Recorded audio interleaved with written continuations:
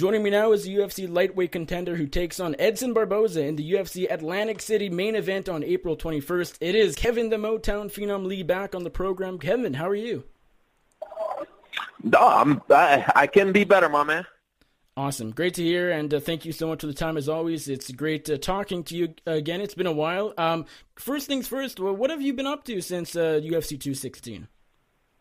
You know, my main focus has just been getting better, evolving as a fighter. I said that after that fight, when the next time that I come back, the folks are going to see a different me. It's going to be completely, a different style. It's going to be everything is just going to be more well-rounded. You know, I've got that experience under my belt now. I really feel like I'm a vet in the game, but I still got a lot of the youthfulness and the athleticism to go along with it. And it's actually going to be a dangerous combination. So when I come back, you're going to see something different and somebody getting their ass whooped.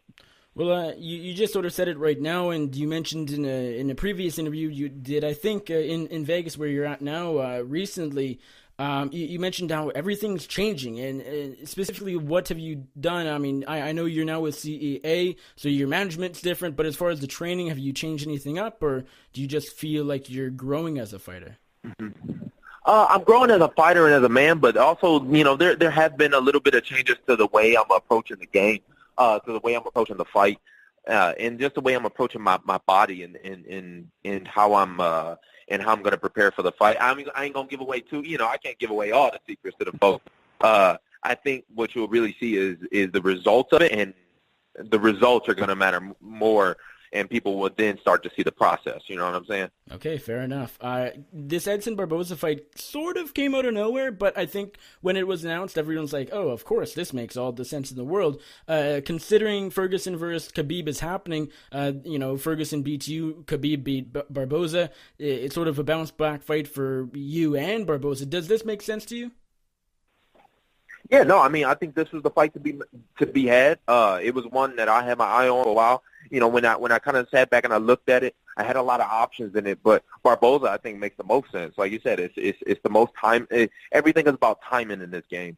So I think it's the best timing. It's the perfect opponent for me, and it's really going to show who is. I think there's some similarities.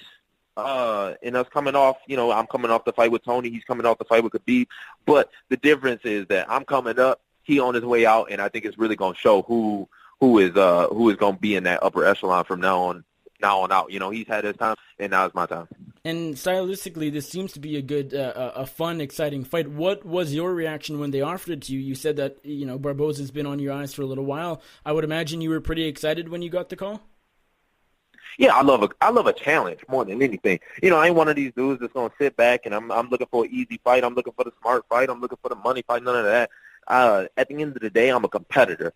Of course I'm gonna be smart about the way I approach my career and everything, but the competitor in me just kind of grow when they call me and they say Edson, and Edson's been the top striker at 155. I think he's really cemented that. The only other person you had up there was Anthony Pettis, and he beat Anthony Pettis. So I'm going against the best striker at 155, and that just kind of get me going. That get me up a little bit more in the morning, and it's going to really show during the fight. I'm going to have that little bit of extra fire in me. So these are the kind of fights that I think are what the sport is really made of. You're going to see two top fighters going out there, and one of us going to go out there and take the W. And as we already mentioned, it seems to make sense just because you guys are both coming off losses, looking to bounce back. Do you sort of look at this as an ideal fight to bounce back off of, just because it's not like all of a sudden you're fighting number 20 in the division where you're not going to gain a whole lot other than getting back into that W column, where here he's ranked ahead of you. You have the option to or possibility to bounce back, get back in the W column, but also gain something from it because he's above you. Yeah, I mean, it's that's what this sport is made of, and I think that's what kind of set this sport across from others. is you're going to see two of the top guys going against each other. And you know, it ain't no tune-up fight. It ain't no, you know, we coming back and I'm just going to get my feet wet again. No, I'm jumping right in the deep end of things. And I think that's what a true champion does. You know, when I made that hashtag 25 to life, it was to say that I'm going to be a champion at 25. Even if I don't have that gold belt next to me, like, I still feel like a champion. And I'm approaching this fight, you know, it's a 5-round fight. It's a main event. It's a huge fight headlining Atlantic City, one of the best fight towns in the world. And I'm approaching it like it's a championship fight. So even though we're both coming off losses, it's going to be a championship level fight. And I think that's what people really want to see. You know, and that's where you're really going to see who's going to shine. So it just, the fight itself just excites me all around the board. Like, as a fight fan myself, like, I'm excited to see this shit. Especially going back and watching, particularly if you do get the job done, that'll be one to definitely sort of keep on the list of fights to go back and watch over and over in the future. Exactly, and it's going to be something I tell my kids about. You know, because it's you know, a lot of people talk about, oh, I talk a lot of shit and I'm you know, trashing my opponents and all. I really don't. I mean, I'm just going to tell you the truth. That Edson's been one of the top guys for a long time. He's one of the best strikers in the division, and for good reason. And of course, I'm going to approach the fight with that same level of respect for the man. But at the end of the day, I'm going to go out there and I'm going to whoop his ass. I'm going to show an evolution of the game. I don't think he's as complete as me, and that's what's really going to show through. Everyone says you learn more from a loss than a win. What is your mentality coming off that Ferguson fight? Yeah, I mean, I think that's where you get the real experience from. That's one of the things about MMA is we don't really have that amateur system where you can get those losses out and you can get that experience in and kind of see what you've been doing wrong and what you've been doing right. It's these fights, and you know, I've got 3 losses on my record. And every one of them is different, but every one of them shows a different evolution of me when I come back. So when I come back this time, I promise it to the folks. I'm going to give it to them. They're going to see a whole new me. As far as what I learned, they just going to see. It's just going to be a different approach to the game. You know, might not be as many pink track suits. Like, I'm in my bag this time. Like, I'm busting my ass. I'm in the trenches for the next 2 months. It ain't going to be, you know, I ain't really rocking no buffs up until the fight, really. How difficult was it to get past that Ferguson fight, considering just how close you were to UFC gold? Not only being a fight away, being a win away, but you had him in a bad spot in that second round on top, you know, raining down ground and pound. Maybe you know, 30 more seconds, you're the interim champion. What did it take a while to get past, or were you able to do so right away? You know, every one of them takes a while. You know, every fight I think takes a while to get past. You know, but that just comes with the game. It's just how you got to respect the game more than anything. So, yeah, it's kind of hard for me to put into words, but it happens. You get over it. You learn from it, and that's what it was. And at the end of the day, that's what I took it as. You know, yeah, there's a lot of positives. Yeah, there's a lot of negatives. But I said it before that fight and before every fight. Win, lose, or draw, I'm going to look at the tape. I'm going to see what I did right, what I did wrong, and we're going to make our adjustments as a team. And I think that's what we're doing here, regardless of if I would have won that fight or not, we was going to do that. So it's going to be the same way. And going against somebody like Tony with so much experience, and he's such a high-level guy, that just taught me even more. So I'm only taking it as a positive. You can call it an L if you want to, but in the long run, this game is a marathon. It's going to be looked at as a W in my career.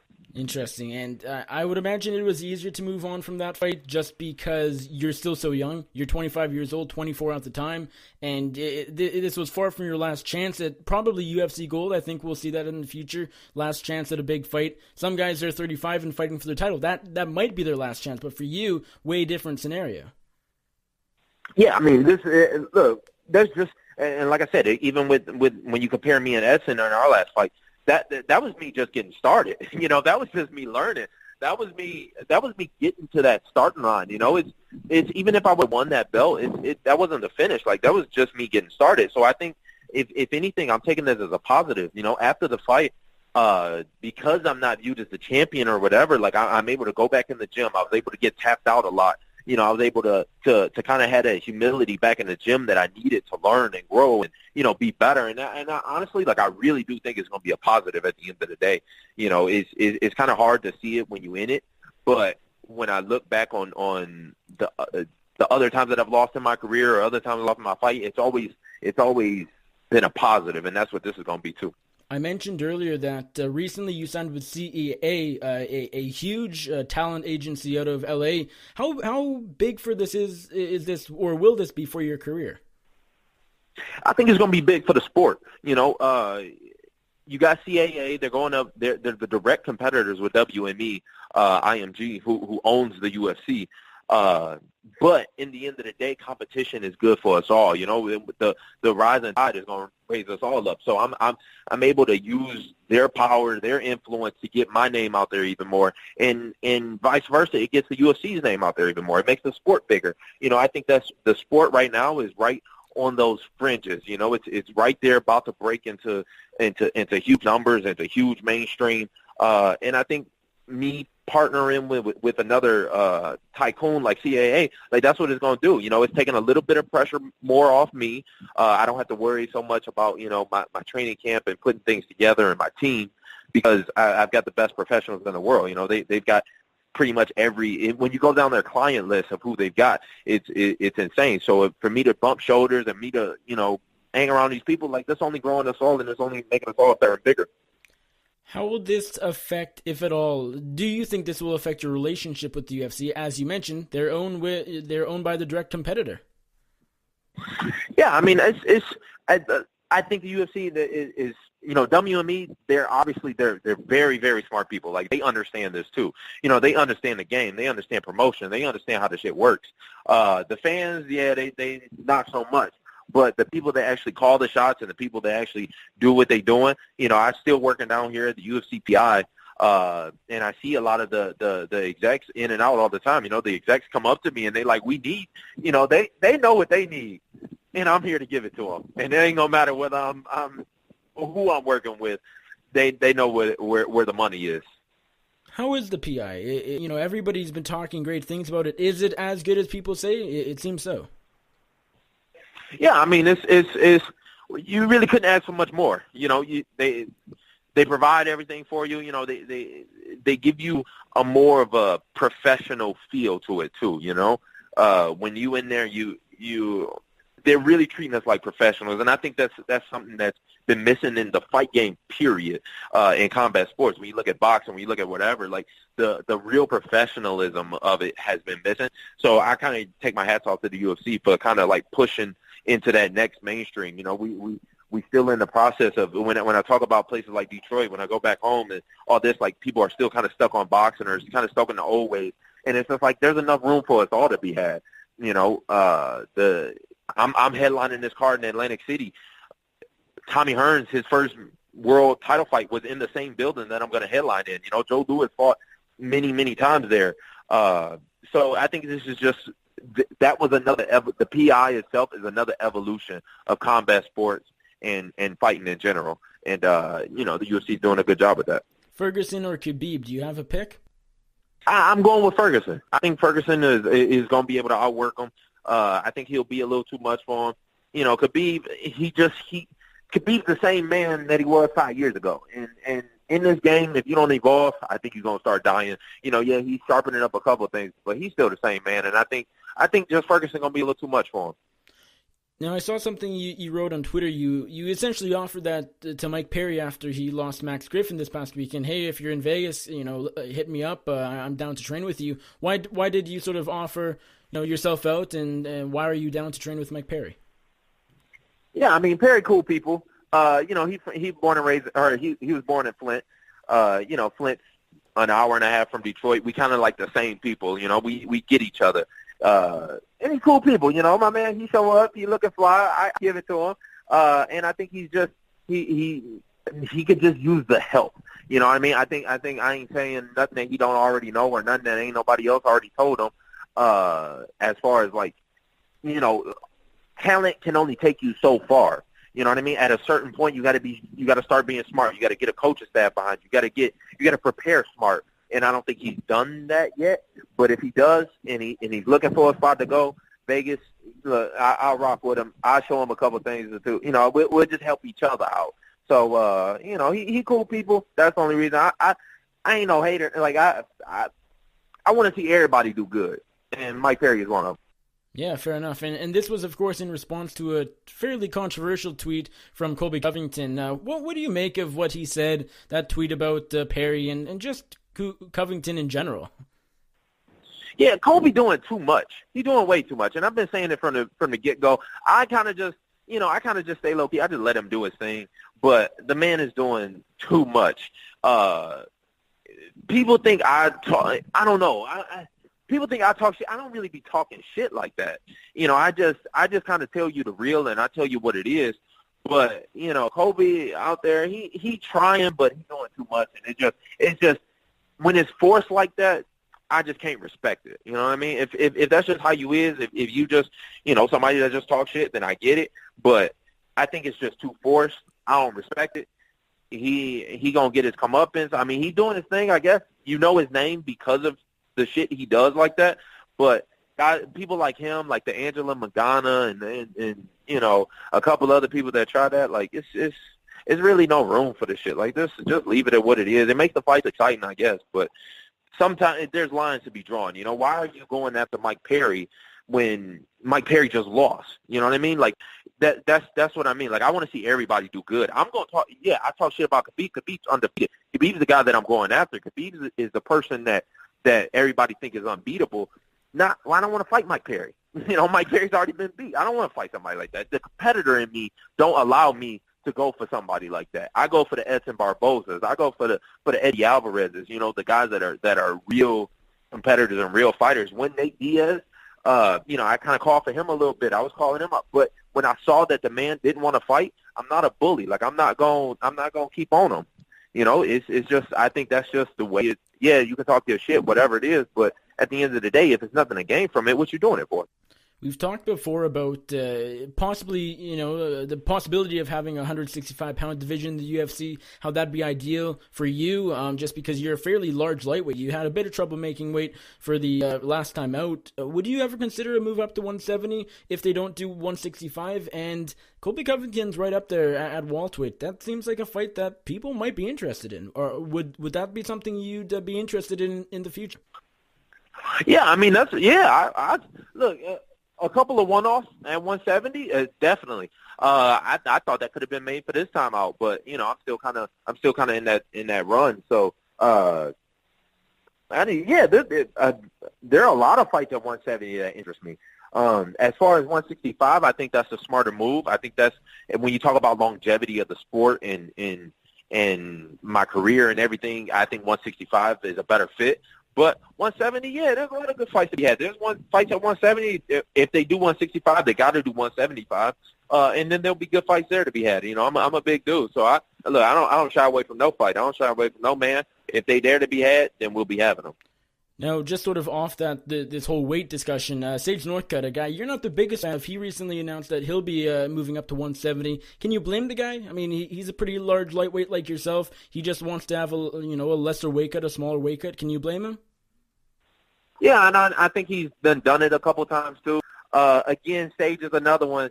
Like, I wanted that fight when he was undefeated and people were kind of on it because I just knew the real of it. Now that he's, he done been exposed a couple of times, so I wish nothing but good luck on the man. You know, when he go up to 170, I hope he do good. I hope he finds some good opponents, some bums for him to fight and do really good against. I don't wish nothing bad on the man. If he goes up to 170, I hope he goes all the way to the title. UFC Atlantic City main event. You're taking on Edson Barboza on April 21st. Last question for you, Kevin, and sorry for going a bit long. I know you're a busy guy in Vegas. How do you get the job done? Domination. That's it. Domination. I'm going to show that this man cannot compete with me, and that's what it's going to really be. Edson knows it. His team knows it. The fans know it. And on April 21st, everybody will know it. Last question. I lied. Since you're going to 222, does Cyborg lose tomorrow? Any chance of that happening? Not a chance. Look, I said it to Cyborg herself. She actually just walked past me as I'm on the phone here. It's not a chance. You know, I kind of doubted her in that Holly fight. That Holly fight made me a true believer. I'm part of Cyborg Nation. Cyborg Nation, let's go. What's happening? Fair enough. Kevin, thank you so much for the time. I appreciate it. Enjoy the fights tomorrow night. Good luck to you on April 21st. Last thing, before I let you go, remind my audience where they can find you on social media. And if there's anybody you'd like to thank or give a shout out to, the floor is yours. Oh, yeah. But, you know, the fans know that they can follow me on Instagram usually at Motown Phenom. Other than that, that's it.